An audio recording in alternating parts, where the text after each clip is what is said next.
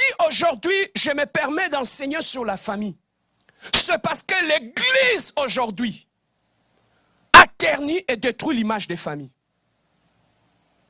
Aujourd'hui, bien-aimé dans le Seigneur, quand tu regardes toutes les prédications que tu suis à la télé, on parle des hôtels, des liens de famille, on parle de la malédiction, on parle de l'envoûtement, n'est-ce pas? On parle de malédiction générationnelle. Mais pourquoi, bien-aimé dans le Seigneur, tous ces enseignements-là, lorsqu'on est tellement exposé à ça, le regard, la vision qu'on a par rapport à la famille se détériore. Voilà pourquoi on ne dit plus de rien de bon de nos familles. C'est comme si nos familles étaient une malédiction. C'est comme si dans nos familles, on ne trouve que des liens, des hôtels, on ne trouve que l'envoûtement. S'il y a la malédiction générationnelle, mais pourquoi on ne voit pas aussi des séminaires dans nos églises où on nous prêche sur la bénédiction générationnelle? Pourquoi on n'en parle pas? Parce qu'on sait, il faut qu'on te dise que tu es envoûté, tu viens d'une famille envoûtée pour avoir ton contrôle et te demander $500 pour passer à la délivrance.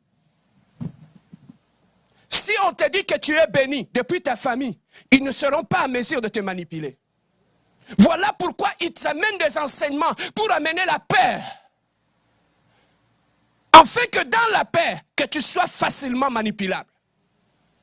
On parle de la malédiction générationnelle, c'est vrai, c'est une réalité. Mais pourquoi on n'enseigne pas sur la bénédiction générationnelle? Si on peut hériter la malédiction qui vient de la lignée de nos parents, on peut aussi hériter de la bénédiction de nos parents. Aujourd'hui, le regard qu'on a, on a terni même l'image de nos parents. C'est comme si chez nos parents, on ne peut rien tirer de bon. On ne peut que tirer des liens, on ne peut que tirer la malédiction et l'envoûtement. Mais pourquoi on ne nous dit pas que tu peux hériter aussi de l'intelligence de ta mère? Pourquoi on ne nous dit pas aussi que tu peux hériter les talents de ton père? Pourquoi on ne nous parle pas de ces choses-là? On nous a tellement surchargés avec des mauvaises choses. Maintenant, la famille, tout le monde, tout cela a créé quoi? Des suspicions. A créé la peur dans nos familles. Nos familles vivent sous des tensions.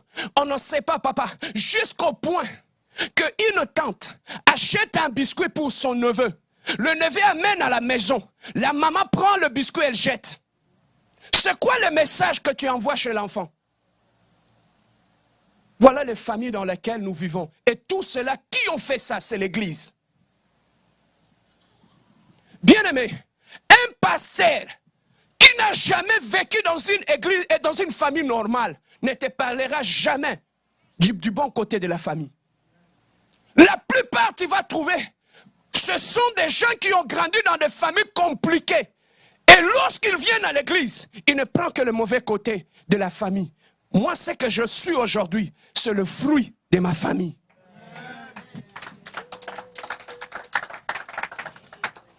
Amen, hein?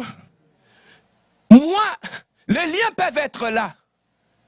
Mais j'ai hérité aussi des liens, des bons aussi, de mes parents.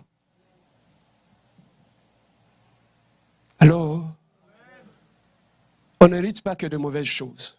Bouge ton voisin, dis-lui, tu as hérité aussi de bonnes choses de tes parents.